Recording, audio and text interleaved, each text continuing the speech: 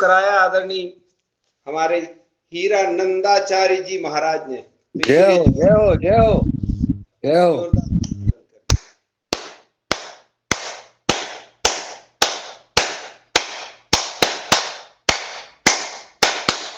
बहुत सुंदर बहुत सुंदर, जय हो।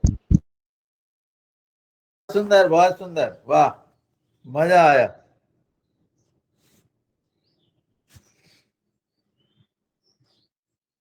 इनके हर हर उसमें मजा आता है। एक तो योग क्लास है, चाहे संवाद हो, चाहे विवाद हो, चाहे कोई भी बात हो, सत्संग हो। विवाद क्या करते हो? अब संवाद विवाद सब में आनंद आता है। आदरणीय हेलाल जी उसको सजावट करते हैं, मतलब विवाद को भी सजावटी में प्रस्तुत करते हैं, इसलिए वो विवाद नहीं होता है, मतलब वक्तव्य बन जाता है। बहुत बहुत। और जो है छतरपुर के योगाचार्य जी और गुरु जी के नाम से जानते हैं। जैसा कि सभी लोग जो है, इन्होंने योग छतरपुर में योग की गंगा बहाई है। सब लोग गुरु जी गुरु जी गुरु जी। तो गुरु जी ऐसे नहीं हो जाते हैं। गुरु जी लंबे समय से योग करा रहे हैं और आज योगा कार्यक्रम में सभी भाई बहनों को जोड़ते हैं। पूरी पीताम्बरा माता की पीठ की क्लास हमेशा इस कार्यक्रम में जुड़ी रहती है। पूरी क्लास को आदरणीय गुरु जी के साथ बहुत बहुत साधुवाद, बहुत बहुत धन्यवाद। अगला सत्र शुरू करें, उसके लिए हमारे आज के मुख्य वक्ता महोदय नहीं पधारे हैं, ऐसा दिख रहा है इस पे स्क्रीन पे। और रंजना जी ने मैसेज किया है कि भूपेंद्र शास्त्री जी नहीं आ रहे हैं। तो कल उस पे विचार, उस पे कुछ चर्चा हो जाए भाई साहब। जी जी। तो मैं कल जो है युगहार उत्सव के लिए मनाने के लिए 5वां वार्षिक उत्सव मनाने के लिए पतंजलि योगपीठ के हमारे माननीय मुख्य केंद्रीय प्रभारी पूज्य स्वामी परमादेव जी महाराज जी से संवाद किया। और उन्होंने कहा, क्योंकि ये अपना जो मतलब प्राकृतिक जैविक खेती और ये योगाहार कार्यक्रम Patanjali organic research institute Haridwar से संचालित होता है, तो इसमें उन्होंने कहा कि आदरणीय पवन कुमार जी को कहा जाए, जिस प्रकार से पहले आयोजन हुआ था उसी प्रकार से प्रोटोकॉल के तहत सिद्धि आचार्य जी से अनुमति ली जाए और उनके ध्यान में ये बात रखी जाए। तो हमने कहा कि आप ही आदरणीय पवन कुमार जी चूंकि देहरादून में हैं और अभी वो नहीं है वहाँ किसी अनुसंधान परिसर में, वहाँ श्री विवेक बेनीपुरी जी अभी काम देख रहे हैं, तो उन्होंने कहा उनको कहा जाए। तो हमने जो है श्री विवेक बेनीपुरी जी से बात की, उन्हें बताया कि इस प्रकार का जो है, तो उन्होंने कहा कि हमें एक मोटा मोटा उसके विषय के बारे में लिख के भेज दो। हमने उनको मेल कर दिया और व्हाट्सएप पर भी भेज दिया कि जो है इस प्रकार से जो है अपन मनाते आए हैं और इसमें जो है आप सिद्धि आचार्य जी से संपर्क करें। और तो उन्होंने कहा था कि हम आर जी, डॉक्टर ऋषि आर जी जो सिद्धि आचार्य जी के पीए भी हैं और वहाँ के प्रकल्प देखते हैं, तो उनसे बात करके हम जो है बताते हैं। तो अभी 2 दिन से अभी जवाब नहीं आया। कल हमने कॉल किया था तो कॉल नहीं उठा, शायद मैसेज भी हमने कर दिया था।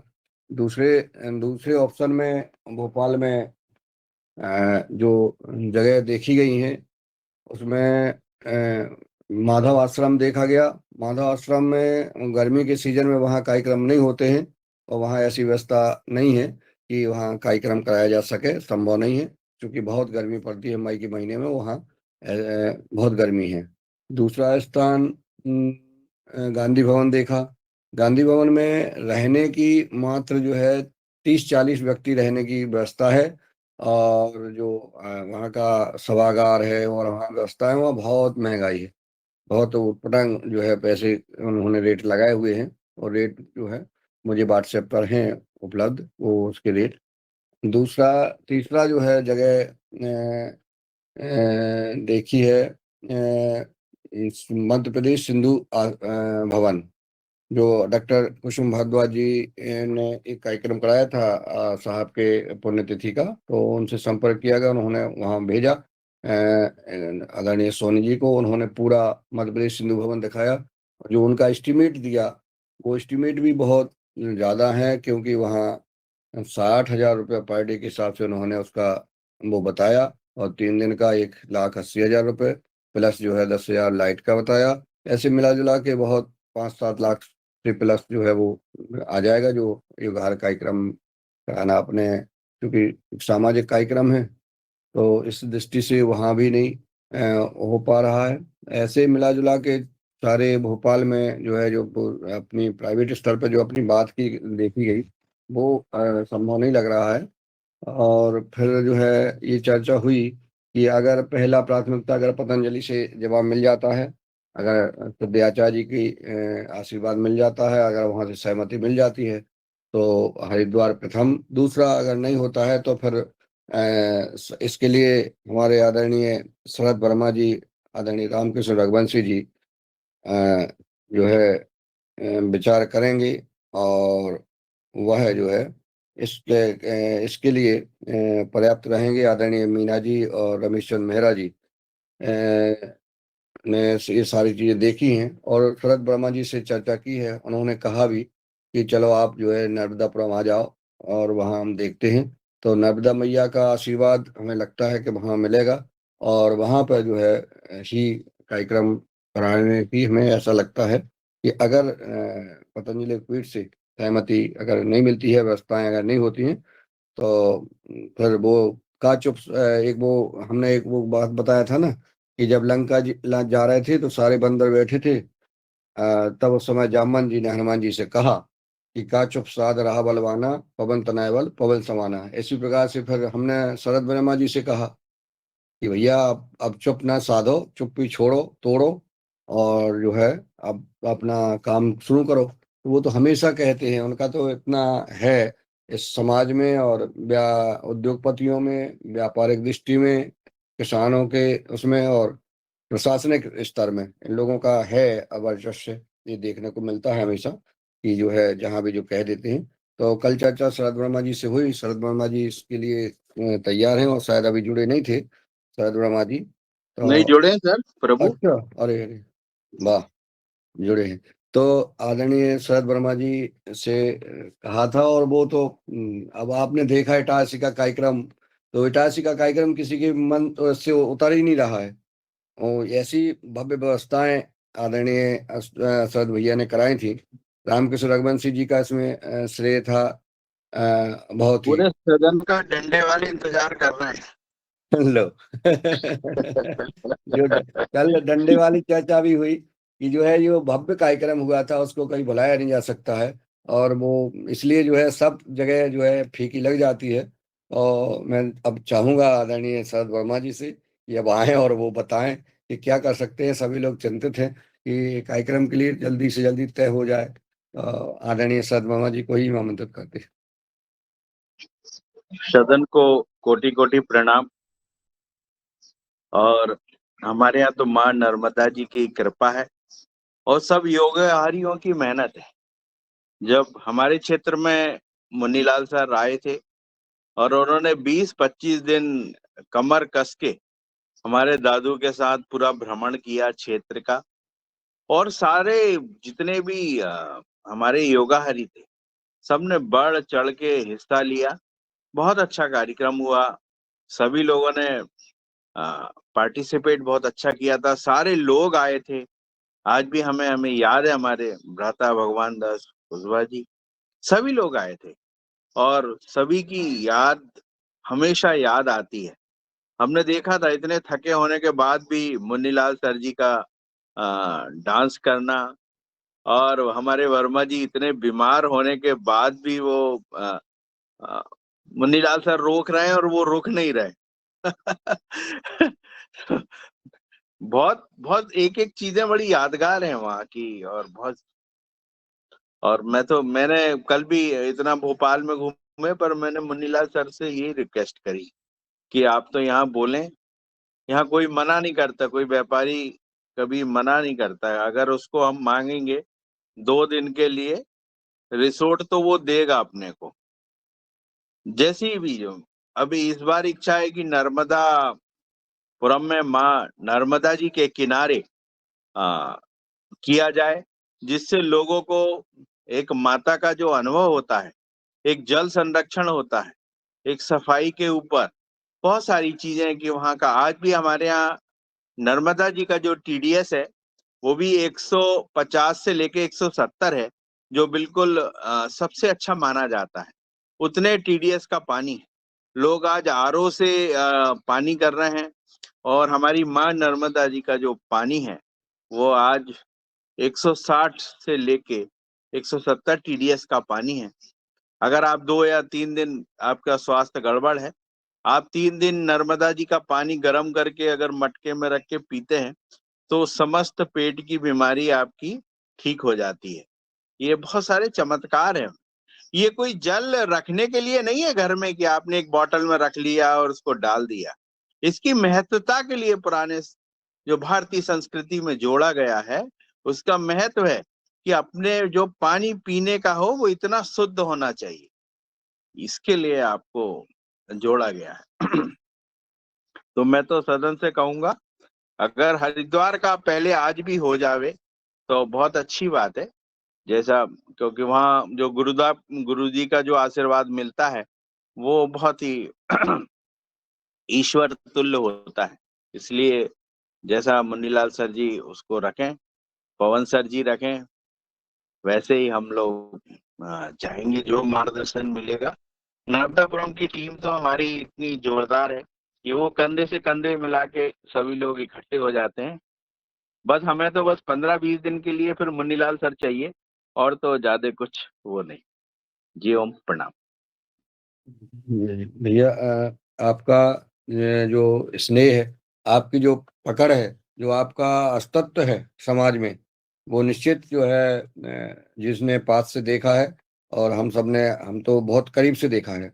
मैं इस बात के आदरणीय रमेश चंद जी कल चर्चा जो कर रहे थे कि कभी भी कोई भी आपके लिए कभी मना नहीं करता कोई।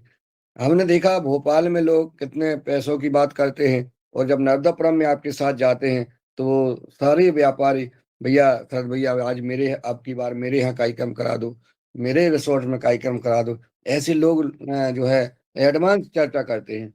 ये अस्तित्व और व्यवहार एक सबको प्राप्त नहीं होता है, माँ नर्मदा जी की कृपा आपके ऊपर है, ये बात सही है। और जो कार्यक्रम कराते हैं वो बड़ा ऐतिहासिक होता है, वो आज ताश का कार्यक्रम किसी के दिल से नहीं उतर रहा। और दूसरा आपने कहा है पतंजलि पीठ में परम पूज्य ऋषि स्वामी जी महाराज, वाकई में जो है ईश्वर के अवतार हैं। सद्य आचार्य जी जो निश्चित जो है इस समाज को, इस देश को, राष्ट्र को जो लगातार दिशा दे रहे हैं, उसकी चिंता कर रहे हैं, ऐसे महान पुरुष मैं तो कहता हूँ ईश्वर के अवतार हैं परम पूज्य स्वामी जी महाराज, सिद्ध आचार्य जी। तो उनका आशीर्वाद प्राप्त होता है, इसमें कोई दो राय बात नहीं है। तो पहला तो अपना प्रयास है ही, पूरा प्रयास कि वहाँ हरिद्वार में कार्यक्रम हो, और फिर नहीं तो फिर नर्मदा मैया की आशीर्वाद, जो है इसमें दोनों आशीर्वाद में से एक आशीर्वाद निश्चित मिलेगा हम सबके भावना के साथ।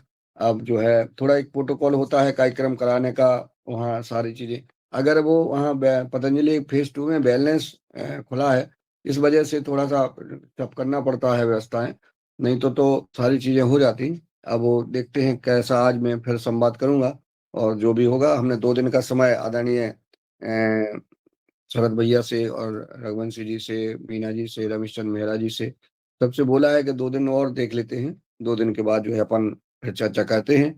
और पवन कुमार जी के जो पतंजलि पीठ में अभी चूंकि नहीं है, और चूंकि स्वास्थ्य के कारण, अस्वस्थता के कारण और व्यवस्थाओं के कारण जो है, नहीं तो अभी तक तो हो ही जाता। लेकिन मैं आमंत्रित कर रहा हूँ आदरणीय पवन कुमार जी को कि इस पर अपना मार्गदर्शन प्रदान करने का कष्ट करें।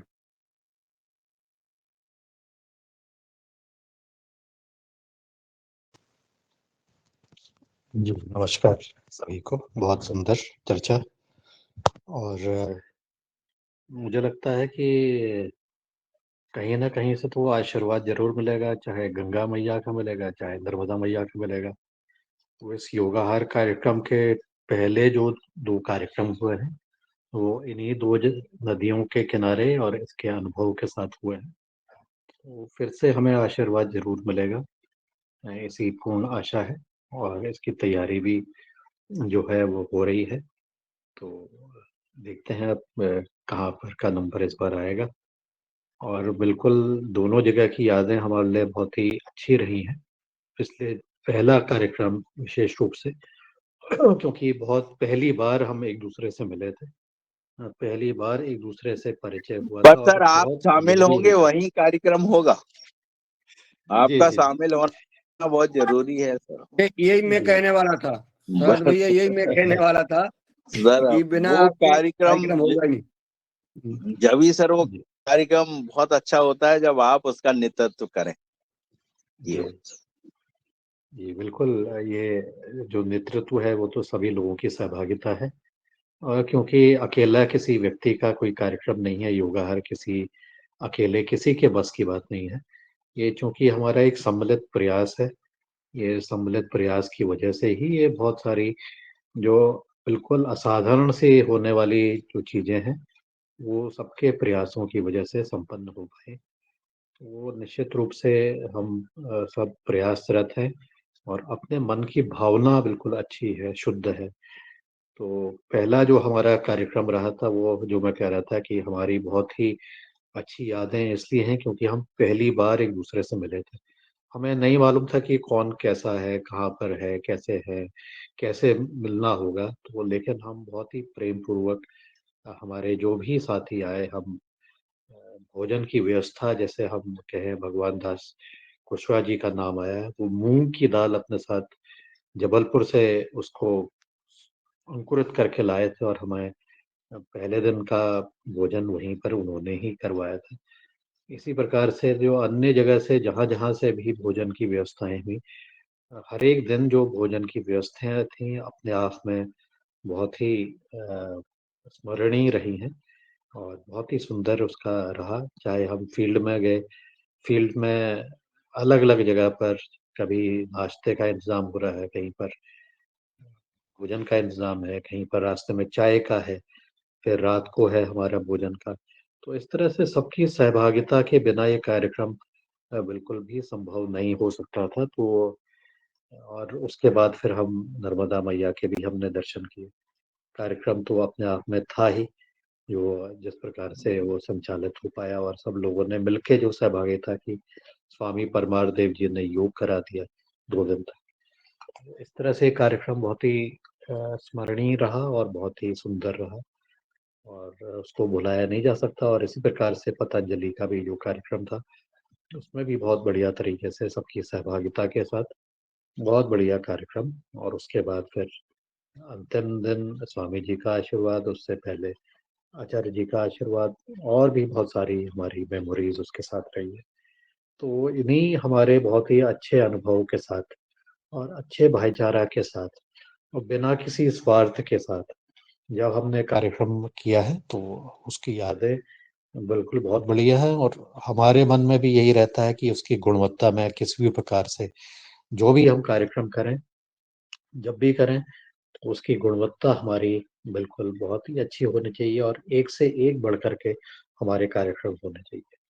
तो अब जहाँ का भी हमें आशीर्वाद मिलता है, जहाँ के लिए भी अनुमति मिलती है प्रभु से, वहीं पर ये कार्यक्रम तो हो कर के ही रहेगा और मुझे आशा है कि हम सब लोगों की सहभागिता के साथ ही ये कार्यक्रम को हम एक अंजाम तक ले जाएँगे। लेकिन महत्वपूर्ण बात जो मुझे लगती है, वो ये भी है कि हम उस कार्यक्रम के दौरान क्या करेंगे और उसके बाद हमारी सोच क्या है। उस सोच का खाका तो हमें पहले से ही खींच लेना चाहिए। कार्यक्रम के पहले ही हम करीब 50-60% अपनी तैयारी कर लें और जो भी सोच है उसको हम लेकर के उस पर भी मंथन करना शुरू कर दें, जिससे कि जब हम मिलें, तो मिलने के समय हमारी बहुत सारी चीज़ें होती हैं, बहुत सारी व्यवस्थाएँ उसमें हो जाती हैं, तो उस समय केवल उसको हम फ़ाइनलाइज़ करें। हमारे पास विकल्प होने चाहिए कि हमने इन-इन चीज़ों पर चर्चा कर ली है, इस पर हमारी लगभग सहमति हो गई है। अब चूँकि सदन की उपस्थिति में सबकी ये सहमति को हम एक फ़ॉर्मेलिटी के रूप में अंतिम रूप में उसको हम यहाँ पर अब कर रहे हैं। तो उसकी रूपरेखा का चर्चा करने के बाद उसका ऐलान भी हो जाना चाहिए। तो ऐसा मुझे लगता है कि ऐसी तैयारी भी हम लोग पैरेलली अपना काम करना शुरू कर दें और ये देखें कि हम इसके बाद हम क्या करने वाले हैं। क्या हम ऐसा कुछ नया करने वाले हैं या ऐसा हमने कुछ नया किया है जिसके आधार पर हमारी फाउंडेशन बिल्कुल तैयार हो गई है और ये फाउंडेशन अगले कुछ वर्षों की जो रणनीति है, अगले कुछ वर्षों की जो कार्य है, उस पर हम अपने आप को केंद्रित कर सकें।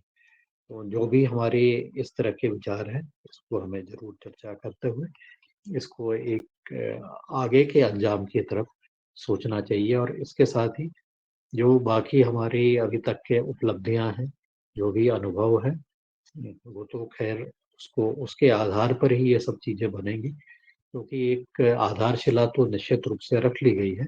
इस आधारशिला के आधार पर जो हम और बेहतर कर सकते हैं, उस आधारशिला के आधार पर जो हम और विस्तारीकरण कर सकते हैं और उसके आधार पर जो नया सृजन कर सकते हैं, उसके लिए हमें ज़रा-सी थोड़ा-सा विचार-विमर्श ज़रूर करना चाहिए। तो आज की मेरी तरफ से कुछ यही बातें हैं। आपने मुझे बुलाया, मैं इसके लिए आपका आभारी आभारी हूँ। ज़रूर हम तैयारी के साथ आगे बढ़ेंगे। बिल्कुल, नमस्कार। धन्यवाद। जी, जी, बहुत-बहुत धन्यवाद दादाजी पवन कुमार जी। आपका जो दूसरा कार्यक्रम जो हरिद्वार में आयोजित किया गया था, एक-एक व्यक्ति की विशेष व्यवस्थाएँ और वीआईपी व्यवस्थाएँ, बहुत अच्छी व्यवस्थाएँ, चिंता और जो कार्यक्रम हरिद्वार का रहा था, वो भी बहुत ही यादगार है। और परम पूज्य स्वामी जी महाराज जी ने जो वहाँ अपनी संतुष्टि ज़ाहिर की थी, उन्होंने प्रसन्नता ज़ाहिर की थी। योग भवन में बैठ कर के उन्होंने कहा था कि मुझे पहले से पता नहीं था, मैं चाहता हूँ कि आप लोगों के साथ दिन भर बैठूँ, लेकिन समय पहले से ही कार्यक्रम लगे हुए हैं, इसलिए मुझे जाना पड़ रहा है। नहीं तो मुझे आज बहुत अच्छा लग रहा है कि मैं अपने भाइयों-बहनों के साथ बैठा हूँ और चर्चा कर रहा हूँ, खेती की, किसानी की, आधुनिक खेती की। और उन्होंने विशेष हर व्यक्ति से, उत्कृष्ट किसान से चर्चा की और यहाँ तक कि अपने श्री हाथों से हमारे पुष्पेंद्र यादव जी का नंबर लिखा था अपनी डायरी पे। हमारी बहन वो जो बिहार की थी, जो माला बनाई थी उन्होंने गोबर के देसी गाय के गोबर से। और अन्य चाहे वो प्रीता बहन जी हों, चाहे कल्पना खोटेले जी हों, चाहे वो सीमा जी हों, चाहे अन्य बहनों से भी उन्होंने जो है चर्चाएँ की थी सबसे और भाइयों से मिले थे। और महाराज जी ने बहुत प्रसन्नता के साथ ये कार्यक्रम को सराहा था। वो उस दिन का जो है, जो वीडियो है, वो अभी शायद होंगे ही, उनको भी हमें सँजो के रखना है प्रेज़ेंटेशन के लिए। सिद्धे आचार्य जी ने पूरा दिन दिया था और उसमें आदरणीय पवन कुमार जी की जो प्रस्तुति थी, मंच का जो कार्यक्रम हुआ था, पूरे दिन बैठे रहे थे आचार्य जी और उन्होंने पूरा कार्यक्रम सुना।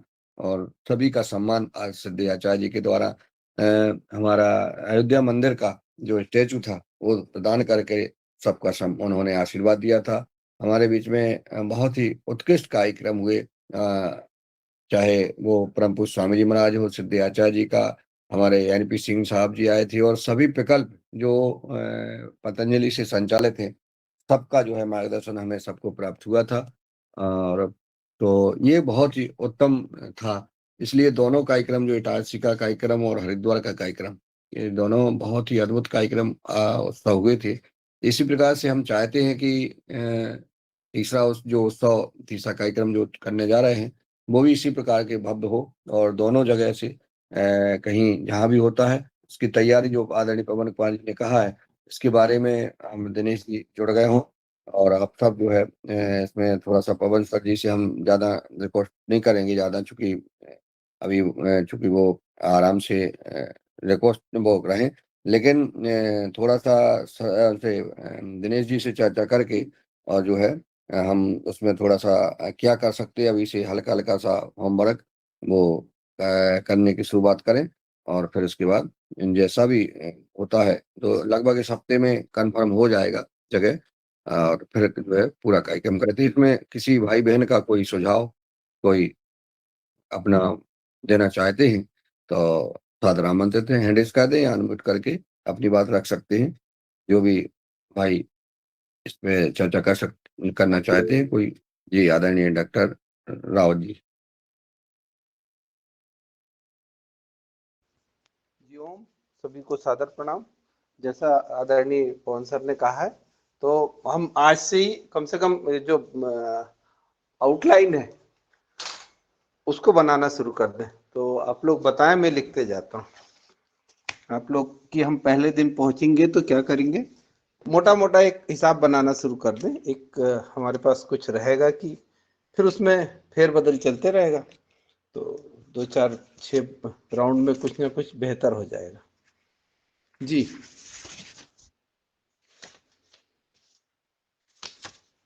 मेरी आवाज आ रही है? आज सिर्फ चर्चा ही करें और फिर चर्चाओं का हैं कोई इसके। बहन जी चर्चाओं का कोई महत्व नहीं होता। जैसा सर ने कहा है ना, तो हम एक एक छोटी छोटी चीजें जोड़ लें। छोटी छोटी चीजें हम सिर्फ लिख तो सकते हैं ना कि क्या कर सकते हैं। काम कुछ ना कुछ काम आगे बढ़ेगा। बातों से तो ठीक है, बातें होना चाहिए, पर उसको अगर हम लिख लें कि आज हमको वहां पर हम क्या कर सकते हैं, ये पहले नियोजन करना पड़ेगा। पहले नियोजन करेंगे कि हम क्या क्या कार्यक्रम करने वाले हैं, कौन से इवेंट लेने वाले हैं और उससे क्या बेहतर करने वाले हैं। पहले इस पर चर्चा करें कि हमें शेड्यूल बनाना है, क्या करना है।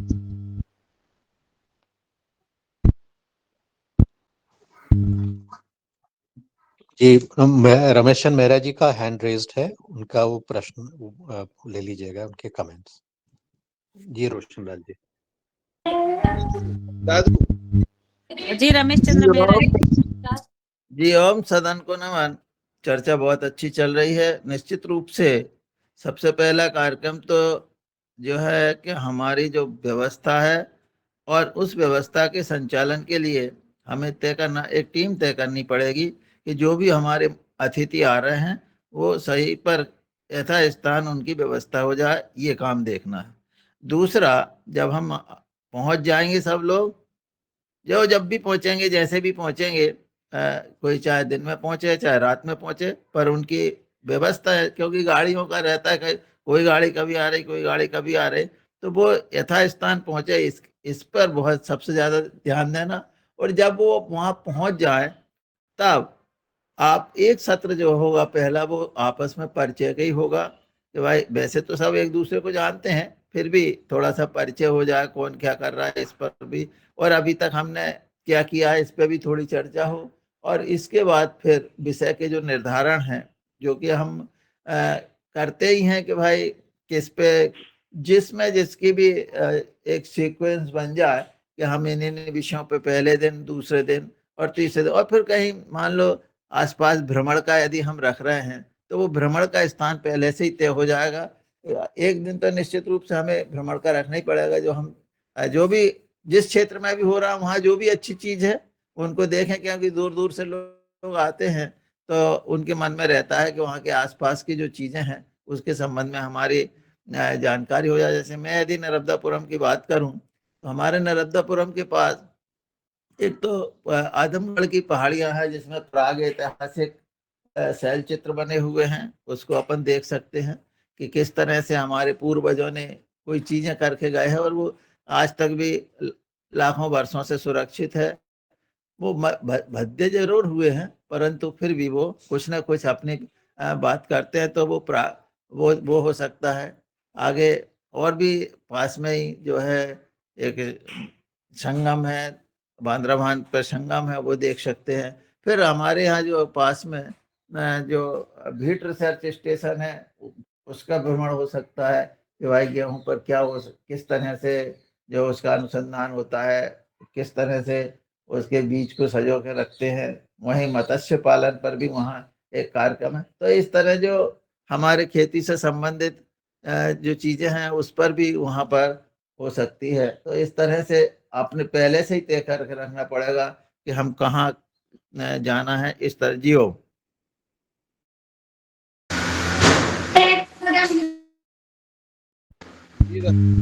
बिल्कुल। हाँ बहन जी बोलिए। बिल्कुल सही बात कही आपने आदरणीय दादू।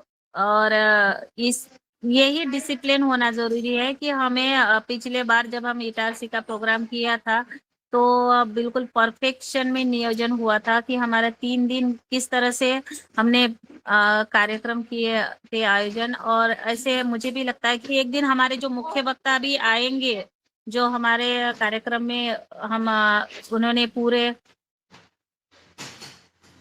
पूरे साल भर में उन्होंने अपने मार्गदर्शन दिया है, उनका भी हमें एक दिन कार्यक्रम रखना पड़ेगा। तो उसका उसका भी नियोजन करना पड़ेगा हमें कि हम किस तरह से उनके साथ वार्ता करेंगे या फिर उनके प्रोटोकॉल के अनुसार हम एक दिन पूरा उनके नियंत्रण में चर्चा होगा। ये भी देखना पड़ेगा हमें। तो इसका भी नियोजन 3 दिन में हमें करना पड़ेगा। एक दिन भ्रमण का, एक दिन जैसे कि हमें मिलना है, एक दिन हमें रहना है, उस पर जितना भी हो तो आप उस पर बताइए आदरणीय रमेश चंद्र मेहरा जी भाई साहब। मेहरा जी जी ने मेरा बता दिया है, ये है। मेहरा जी ने बता दिया है।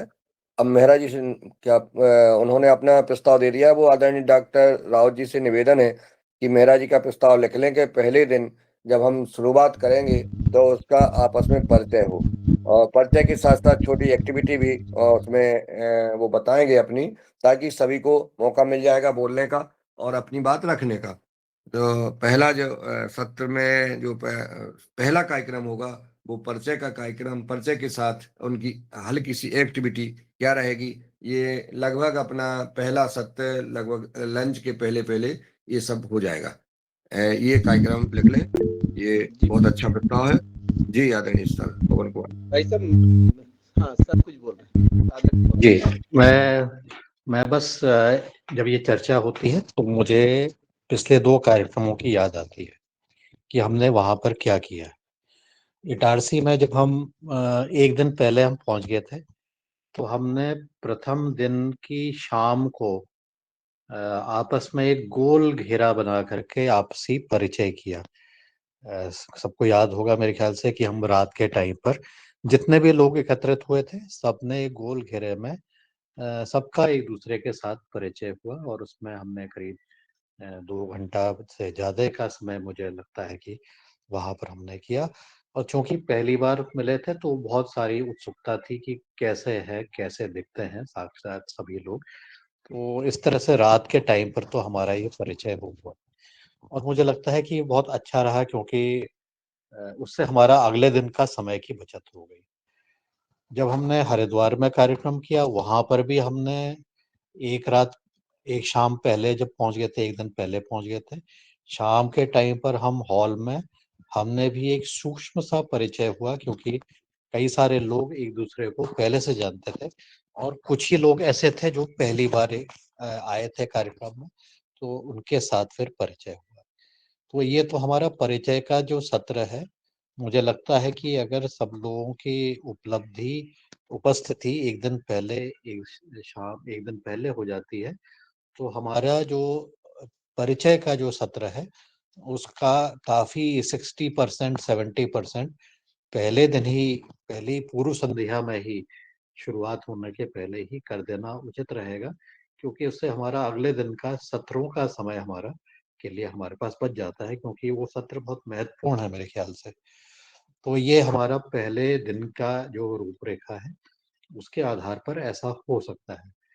अब अगले दिन जो हमारा है कि मुझे जो लगता है रूपरेखा वो रहे कि एक दिन तो हमारा पूर्व के जो हमारे कार्य हैं और वर्तमान तक के जो कार्य हैं, उसके बारे में हम चर्चा करें।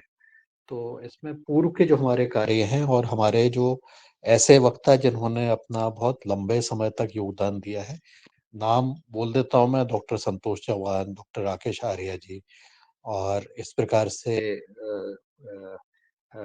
मनोहर लाल जी उदाहरण के लिए, और भी लोग हो सकते हैं। इन सबको हमें मेरे ख्याल से एक-एक बार पुनः सुनने की ज़रूरत है, जिससे उनके अभी तक के जो वक्तव्य हैं, लगभग 2 वर्ष होने वाले हैं इनको अपना नियमित रूप से अपना योगदान करते हुए।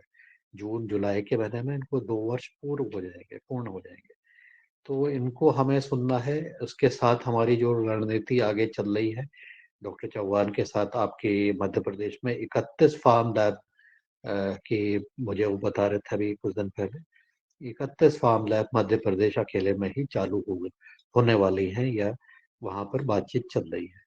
तो इस तरह से जो नर्मदापुरम में विस्तारीकरण सर, है, नर्मदापुरम में ही हो गई इतनी दिक्कत। हाँ हाँ हाँ, और कुछ भोपाल में भी हैं, कुछ एक जगह और भी है। तो उन सब चीज़ों पर भी मुझे लगता है कि अब उसका आगे अब क्या हो रहा है, कैसे हो रहा है, उसके ऊपर भी हमें ज़रूर चर्चा करनी चाहिए। इसी प्रकार से डॉक्टर राकेश आर्या जी के साथ जो मुद्दे हैं, उनके साथ हमें 2 घंटे का समय, 2 घंटे राकेश आर्या जी, 2 घंटे इनके साथ चौहान जी के साथ, मनोहर लाल सोनी जी के साथ एक सेशन जिसमें कि पूर्ण स्वास्थ्य के ऊपर। तो इस तरह से ये 3 तो मुझे अभी आ रहे हैं, और भी लोगों का मुझे लगता है कि हमें सदन को नाम प्रस्तावित करना चाहिए, जिससे हम लगभग 1 दिन अभी तक के जो हमने किया है, जो भी हमारी उपलब्धि रही है, उसके ऊपर विचार-विमर्श करते हुए संतुष्टि हो जाए, और उसके आगे की चर्चा भी उसी से निकलेगी कि अब संतोष चौहान जी के साथ 31 के ऊपर बातचीत चल रही है, वो आगे कैसे बढ़ रहे हैं? क्या ये 31 हमारे 310 में परिवर्तित होने वाले हैं? और अगर हो रहे हैं, तो उसका क्या समय सीमा, और उसके आगे भी अगर वो और ज़्यादा हो रहे हैं, तो उसके लिए फिर हमें क्या करना है? तो आगे की रणनीति भी इन व्यक्तियों के साथ मिलके वो भी सुनिश्चित की जा सकती है।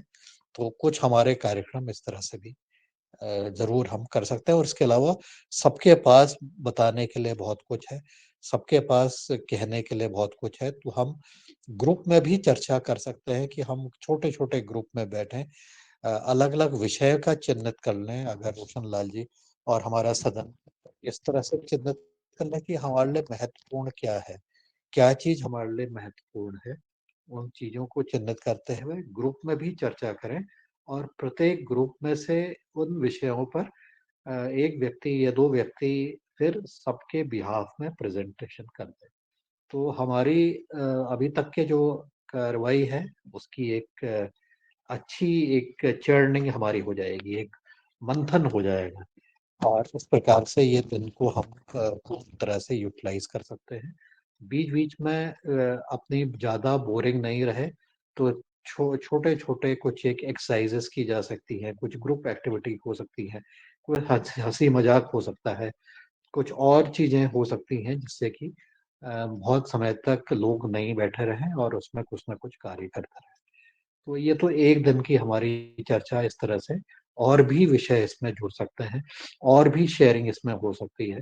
इसमें और ये कुछ कर सकते हैं कि अगर कोई हम हमारे किसान अगर कोई उत्पाद अपने साथ लाते हैं, उसका वहाँ पर बिक्री करना चाहते हैं, तो वहाँ पर जैसे हमने वहाँ पर पहले स्टॉल लगाए थे नर्मदापुरम में, तो स्टॉल बना के या वैसे भी अपने उत्पादों के बारे में बता सकते हैं, या कोई नई तरह से हम कार्रवाई कर रहे हैं, कोई नई योजना पर कर रहे हैं, जैसे दादू आजकल बहुत लगे हुए हैं एक कार्यक्रम में, तो उस तरह से भी उनको भी अगर बुलाना चाहते हैं और कुछ बताना चाहते हैं, तो उसको भी सम्मिलित किया जा सकता है, लेकिन पहले उनको योगाहार में अभी आप ज़रूर बुलाएँगे। तो ऐसी हम जो भी नवीन चीज़ें हो रही हैं, तो उसकी एक लिस्ट बना लें, कार्यक्रम की 1 दिन की रूपरेखा, इसको संजोने में भी हमें काफ़ी अपनी प्लानिंग करने में हमें ज़रा-सी अब आसानी से अपना कार्य हम कर सकते हैं। अब ये 1 दिन का कार्यक्रम हो गया, 1 दिन का जो भ्रमण का है, वो वहाँ की स्थिति के अनुसार, जैसा रमेशचंद्र मेहरा जी ने एक पर्यटन के दृष्टिकोण से बताया था। एक बात हुई थी कि हम नर्मदा के किनारे बैठ रहे हैं, तो क्या कुछ साफ-सफाई का भी कार्यक्रम हम इसमें जोड़ सकते हैं, या उसके साथ कुछ और चीज़ को हम जोड़ सकते हैं, तो उसके भी ऊपर हम चर्चा कर सकते हैं। और 1 दिन का समय हम भविष्य की कार्य योजना के ऊपर भी और फाइनल रूप देते हुए, उसका जैसे हमने नर्मदा में वो शपथ ली, नर्मदापुरम में जब हमने इटारसी में कार्यक्रम किया था, तो हमने एक शपथ भी ली थी, एक सामूहिक रूप से कार्य भी किया था। उसकी हमने चर्चा की थी, तो उसी तरह से हम अपना आने वाले समय पर हम क्या योजना बना रहे हैं, उसकी रूपरेखा का अंतिम रूप देने के से संबंधित जो चर्चाएँ हैं, उसको हम कर सकते हैं। तो ऐसा करते हुए अब ये कुछ मैंने चीज़ें मेरे विचार में आई थी, तो उसको मैंने कह दिया है। अब इसको और ज़्यादा फाइन ट्यून करते हुए जो भी रोशन लाल जी फाइनल लिख लेंगे, उसकी रूपरेखा बना लेंगे, तो इसका हमें 4-5 बार कम से कम मंथन करते हुए हर एक सेशन का एक मॉडरेटर और हर एक सेशन का एक उसको नोट करने वाले व्यक्तियों की सूची भी बनानी पड़ेगी कि इसका संचालन करते कौन रहेंगे और इसमें जो नोट्स बनाएंगे वो नोट्स कौन बनाएंगे, क्योंकि उसको हम एक रिपोर्ट के रूप में भी एक फाइनल इसका काम करेंगे। इसका भी एक तरीका ये है कि जो हम रिपोर्ट बनाते हैं, क्योंकि हमें अगर कार्यक्रम हमारा बहुत अच्छी तरह से उसका नियोजन हो जाता है, वो रिपोर्ट बनाने का काम भी हम पहले से ही शुरू करते हैं, क्योंकि हमें मालूम है कि हमें किस चीज़ पर चर्चा होनी है, कैसे होनी है, और उसको केवल हम वहाँ पर बैठ के उसको फाइन ट्यून करते हैं। तो ये नियोजन का कार्य भी पहले से करते हुए और रिपोर्ट लिखने की एक टीम बनाते हुए इस काम को भी पैरेलली किया जा सकता है। तो अब मैं अपनी बात को विराम देता हूँ, क्योंकि बहुत सारे कमेंट्स मुझे लगता है आएंगे और सुझाव आएंगे, और ये कार्यक्रम की रूपरेखा बहुत अच्छी तरह से आगे बढ़ेगी। जी नमस्कार, धन्यवाद। जी बहुत बहुत धन्यवाद सर। निश्चित रूप से आपने जो तीनों दिन की एक आउटलाइन जो है वो खींच के रख दी है, तो इससे एक पिक्चर सभी के दिमाग में आ गई कि हमें किस पर बात करनी है। तो जो वास्तविक मुद्दा था उस पर हम आ गए हैं, और आपने दिशा हमारी जो दिशा है उसको बिल्कुल सही ओर ले जा रहे हैं। मैं डॉक्टर किशोर दुबे साहब से अनुरोध करूंगा कि अपना मार्गदर्शन प्रदान करें। जी धन्यवाद सर, बहुत अच्छी चर्चा चल रही है और जा रही है। मेरा 2 बिंदु पे कहना था। एक तो इस बहाने चाहे प्रोग्राम कहीं भी हो, गत 5 वर्षों में जो मुख्य वक्ता और उनके विषय आए हैं, उनका एक जिसको डिक्शनरी टाइप बोलो या कॉम्पेंडियम टाइप बोलो, तो उसके सब्जेक्ट और उसका वक्ता, और वो अगर पॉसिबल हो तो उनका फोन नंबर, ये अगर सूची बनाई जाती है तो हम सबको भी लाभान्वित होंगे, और वह सूची यानी ये कार्य प्रचार प्रसार करने के लिए भी निश्चित रूप से उपयोगी होगी। तो इसको बनाने में अभी से शुरू कर देना चाहिए। इसमें मैं भी मेरा योगदान देने के लिए तैयार हूँ, और रंजना जी और दिनेश जी, मुन्नीलाल जी, जिनके पास में ये सब है कि कौन कौन वक्ता थे, जो भी है, वो अगर इकट्ठे करते हैं तो दोनों तीनों चार लोग मिल के भी ये काम किया जा सकता है। ये अभी से शुरू हो जाना चाहिए। एक दूसरा कि जैसा कि बार बार इस मंच पे अपन कई बार कह चुके हैं कि ये एक ऑर्गेनिक फार्मिंग के भी कई प्रकार के, जैसा रेड्डी जी है और ये 10 ड्रम तंत्र ज्ञान है, ऐसे जो 2-4-5 लोग हैं, तो उसमें से अगर किसी को बुलाया जा सकता है, 2-3 लोग तो अपने को पता ही है, लेकिन अगर बुलाए जाते हैं तो उनके भी थोड़ा सा एक जैसा सेमिनार टाइप, कि ये 4-5 भले 12-13 लोग हैं, लेकिन उसमें से अगर 4-5 से भी कांटेक्ट करके उनको अगर अपना मंच बुलाता है और उनका आधा घंटे का करके एक 2-3 घंटे का अगर एक सेमिनार हो सकता है, तो उस बहाने कम से कम वो एक दूसरे की बात सुन पाएंगे, और उसमें से कुछ निचोड़ अगर निकल सकता है, अगर निकले नहीं निकले वो अलग बात है, लेकिन एक दूसरे की बात सुनने का उनको एक मौका मिल जाएगा, हमारा मंच उसको मौका देगा, और उसमें से अगर कुछ निकलता है तो मुझे लगता है कि एक बड़ी उपलब्धि हो जाएगी जो नहीं हो रही है अभी। तो उस दिशा में भी थोड़ा सा काम करना चाहिए, पहल करनी चाहिए। और तीसरा बिंदु, जैसा कि इसकी मार्केटिंग की व्यवस्था के लिए भी कई प्रयास अलग अलग राज्यों के द्वारा, सरकारों के द्वारा, प्राइवेट लोगों के द्वारा हो रहे हैं, तो इनके मार्केटिंग के संदर्भ में भी अगर एक आध ऐसा ही आयोजन कि जो इसमें लगे हुए हैं, ऐसे लोगों को बुला के उनका भी अगर कोई एक आध लेक्चर बोलो, सेमिनार बोलो, सिंपोजियम बोलो, वो अगर रखा जाए तो उस दिशा में भी काम हो सकता है। अभी से हमको प्रयास करने पड़ेंगे। धन्यवाद।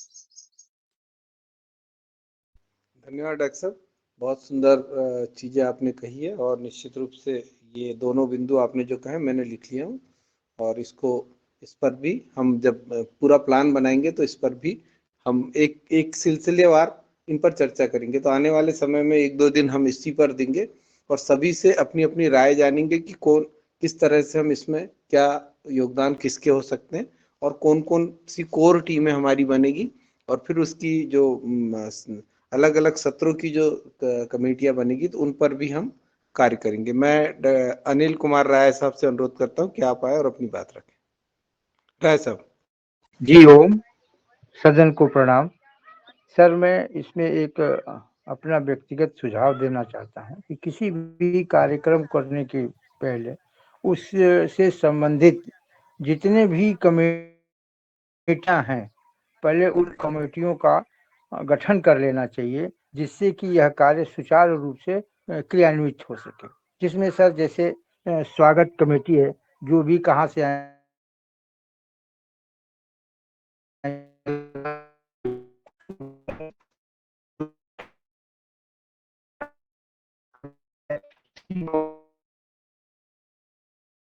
आपकी आवाज शायद नहीं आ रही।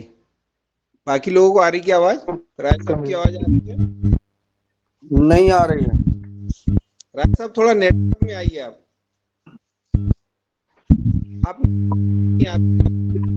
हेलो, चला जाता है। चलिए आगे। आवाज आ रही है सर? अब आ रही है। करो। हाँ सर, मैं ये कह रहा था कि किसी भी एक आयोजन को सफल बनाने के लिए हम लोगों को सर्वप्रथम कुछ कमेटियां बना लेनी चाहिए। जो प्रमुख लोग हैं, जैसे निदेशक जो है, डायरेक्टर जो रहेंगे, कि वो जितने भी आयोजन होंगे उसके प्रमुख होंगे। राय साहब समितियों वाली बात हमने लिख ली, उसके अलावा बताएं। नहीं, जैसे वो बता रहे थे सर, स्वागत समिति है, कमेटी आएंगे, कहा जाएंगे, उनको कैसे सूचना देनी होगी, व्यवस्था रहने की बनाते हैं और जो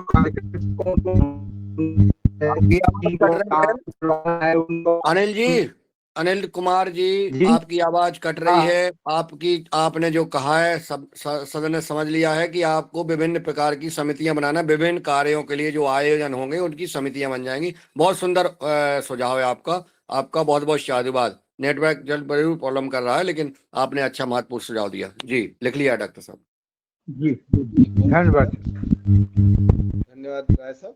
हमने ये जो आपकी चीजें हैं, समितियों की बात जो है हमने लिख ली है। इस पर फिर जब हम आगे की योजना बनाएंगे तो इस पर भी हम विचार करेंगे कि किस तरह से कमेटियां होगी, कौन सी किसकी आवश्यकता है और कौन सी कमेटियां हमें नहीं रखनी है। तो इस पर हम फिर से एक बार हम सारी चीजों पर, मैं शुरू से एक बार जो बात कही है उस पर मैं पुनः एक बार सबका ध्यानाकर्षण कराना चाहता हूँ कि हमने जो बात कही है, दादू ने जो कहा कि टीम तैयार करनी है।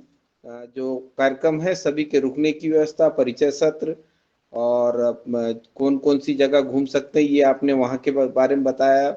आजमगढ़ की पहाड़ियाँ, शैलचित्र, संगम, बांद्रा भान जो संगम स्थल है वो दिखाया, गेहूं अनुसंधान, मछली अनुसंधान, बुधनी, और भी चीजें हम वहाँ के आसपास की चीजें हम देख सकते हैं। भ्रमण के बारे में भी आपने जो कहा है, तो ये आपका सुझाव था। और सर ने जो कहा, आदरणीय पवन सर ने जो कहा, उन्होंने पूरी जो रूपरेखा, जो पुराने, हम हमेशा जब भी कुछ करते हैं तो एक कार्यक्रम का एक तरीका होता है कि हम जो पूर्व कार्यक्रम होते हैं उसको हम पहले उठाते हैं और फिर उसके बाद हम नए कार्यक्रम का शुभारंभ करते हैं। तो एक जो सर ने जो चीजें जिस तरह से इस कार्यक्रम के लिए उन्होंने बताया कि जिस दिन हम रात्रि में इकट्ठे होंगे, पहले दिन हम जब रात एक दिन पहले पहुंचेंगे तो उस दिन हमें रात्रि में ही अपना परिचय कर लेना। तो ये बहुत सुंदर सुझाव है और निश्चित रूप से ये अपने कार्यक्रम में जुड़ना चाहिए, ऐसा मेरा निवेदन है। हम इस पर भी चर्चा करेंगे और कितना हम जहाँ एकत्रित होंगे वहां पर हम किस तरह से इसको मैनेज करेंगे, तो ये स्थान निर्धारित होने के बाद ये आसानी से हो जाएगा, ऐसा मेरा सोचना है। बहुत व्यवस्थाओं की जरूरत इसको शायद नहीं पड़ेगी। ये जो प्रथम सत्र है, ये उसमें आपने बोला कि एक दिन पहले हो जाए, तो ये बहुत सुंदर है। और प्रथम दिन की बात जो आपने कही है कि इसकी जो हम प्रथम दिन जो भी हम कार्य कर रहे हैं, तो उसमें पिछला हमने जो किया है, जो आज तक जो हमने किया और आज हम जो कर रहे हैं, तो इन पर पूरी एक घंटे का 2 घंटे का एक सत्र हमारा हो जाए, और जिसमें कुछ विशेष अतिथि जो हमारे पिछले 5 सालों में आए हैं, जिन्होंने लगातार हमें मार्गदर्शन दिया है, ऐसे डॉक्टर संतोष चौहान है, डॉक्टर राकेश आर्य जी हैं, श्री मनोहर लाल सोनी जी है, मुकेश रघुवंशी जी है, ये मैंने अपने तरफ से इनका नाम डाल दिया था, मुकेश रघुवंशी जी, इनका भी लगातार हमको सहयोग मिलता है।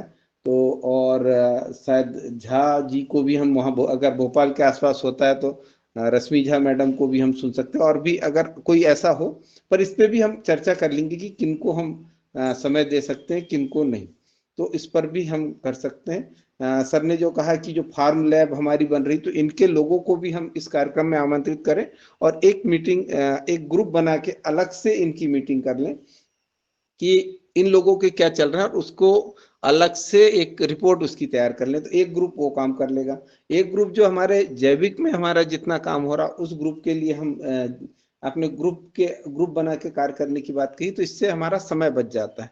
अगर हम पूरे लोग एक ही काम करने लग जाए तो हम हर किसी में हमारे समय की जो बाध्यता है, वो उसमें हम ज्यादा काम नहीं कर पाएंगे। तो सर ने जो महत्वपूर्ण सुझाव दिया है कि हम छोटे छोटे ग्रुप बना लें, और उन ग्रुप में अलग अलग विषयों पर जो काम कर रहे हैं उन लोगों से कहें कि आप अपने बारे में वो करें, और एक उसमें उसकी जो रिपोर्ट आएगी एक व्यक्ति उसको प्रेजेंट कर देगा।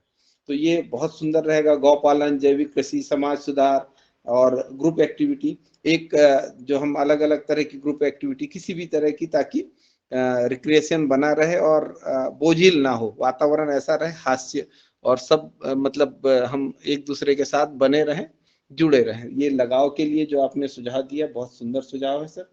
और ये उत्पाद की बिक्री के लिए आपने कहा है कि अगर कोई कुछ लेके आता है, अपना स्टॉल लगाता है, उसका चाहे तो प्रेजेंटेशन हो सकता है या सेल हो सकता है, तो एक उस तरह से भी हो सकता है। किसी भी तरह की नई सोच हो तो हम इस पर भी आने वाले समय में एक एक बिंदु पर अलग अलग से बात करेंगे कि क्या नई सोच हो सकती है, नवीन गतिविधियों की क्या लिस्ट हो सकती है, क्या क्या कार्य हम आने वाले समय में नई गतिविधियों में कर सकते हैं। आगे आपने ये कहा था कि भ्रमण के स्थल, तो अलग अलग तरह के जो भ्रमण स्थल है उन पर हम जा सकते हैं, और उसमें हम उसके साथ साथ क्या हम कुछ साफ सफाई का भी, जो हम राष्ट्रीय मिशन हमारा स्वच्छता अभियान चल रहा है, उसमें भी कुछ हम मां नर्मदा के किनारे या जहाँ पर भी जिस भी जगह हम रहे, तो क्या हम योगदान दे सकते हैं, क्योंकि बहुत दिन हमारे पास नहीं है, पर हमारी सोच बड़ी है, तो उस बड़ी सोच को क्रियान्वित करने के लिए हम एक मैसेज दे सकते हैं कि हम क्या वहां पर कुछ हम एक दिन के लिए आए, 2 दिन के लिए आए, पर हमने इन बिंदुओं का विशेष ध्यान रखा अपने पूरे कार्यक्रम के दौरान कि किसी भी स्थिति में हम अस्वच्छता को बढ़ावा नहीं देंगे।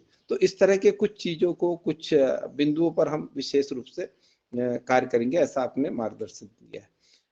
अंतिम दिन का जो कार्य योजना आपने कही है कि हम पूरी रूपरेखा बना लें कि क्या क्या होगा अंतिम दिन में, और चर्चा सत्र हो उसमें कि हमने जो आने वाले समय के लिए हमारे पास किस तरह से कार्य कर रहे हैं, और हम पहले दिन से लेके अंतिम दिन तक हर दिन का हमारे लीडर्स होंगे और उनके साथ उनके रिपोर्टियर होंगे।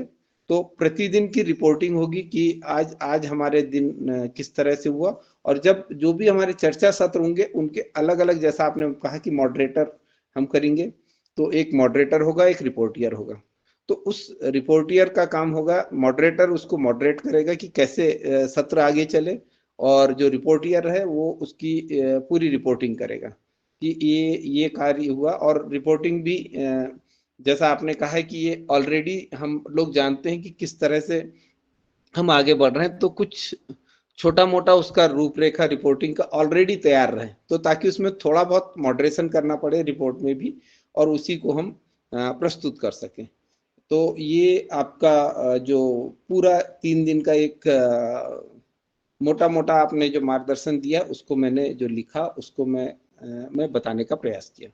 डॉक्टर किशोर दुबे साहब ने कहा कि 5 वर्षों में जो मुख्य वक्ता आए उनके विषय और फोन नंबर और उनने क्या कहा, इसके बारे में हम थोड़ा सा इसको सूचीबद्ध कर लें।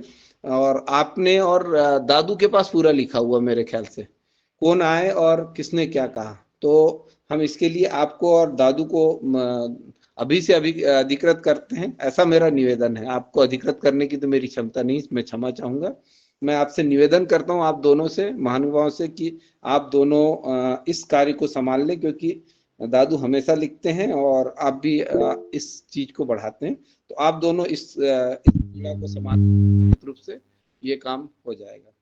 और विभिन्न प्रकार के जो वक्ताएं हैं, जो आपने दूसरा कहा कि उनसे संपर्क कर लें कि वो आ सकते हैं क्या, तो इस पर भी हम चर्चा करेंगे आने वाले कल परसों में, ताकि इस चीज को आगे बढ़ाया जा सके। उन महानुभावों से चर्चा कर ली जाए कि वो अपना समय दे सकते हैं क्या। हमारे कई सारे हमने जो पद्मश्री को बुलाया है, तो उन लोगों से हम निवेदन कर सकते हैं क्या हमारे कार्यक्रम में वो अपनी भागीदारी दे सकते हैं। और आपने ये भी कहा कि किस तरह से विषय हो सकते हैं, तो भारतीय शिक्षा के ऊपर हो सकते हैं, मार्केटिंग के ऊपर हो सकते हैं, गौ पालन के ऊपर हो सकते हैं, अलग अलग चीजों पर हम वो कर सकते हैं।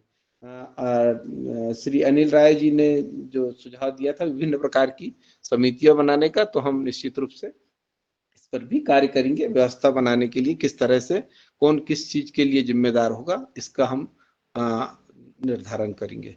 तो ये अभी तक जो कहा था, अब दादू का हैंड रेज है, तो आपसे अनुरोध है कि आप अपनी बात रखें। दादू।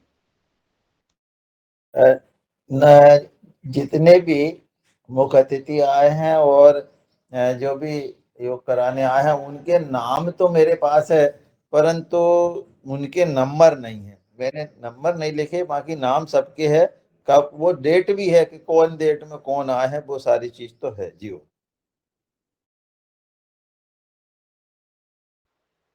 जी, नंबर शायद ग्रुप में अगर ऐड होंगे तो नंबर, कुछ के नंबर वहां से मिल जाएंगे, और कुछ जिनने बुलाए हैं, तो जैसे जो जो हमारे जो आयोजित करते हैं, जैसे रंजना बहन अभी ज्यादातर लोगों से बात करती है, इसके पहले से जो जितने हमारे वो हैं पद्मश्री, उनको आदरणीय दिनेश भाई साहब ने बुलाए हैं। और पहले भी जो लोग इस पर, मुन्नीलाल भाई साहब, आप लोग जो जिसको बुलाते थे, उनसे हम लोग चर्चा करके और इनके फोन नंबर भी ले लेंगे, ऐसा हम कर सकते हैं।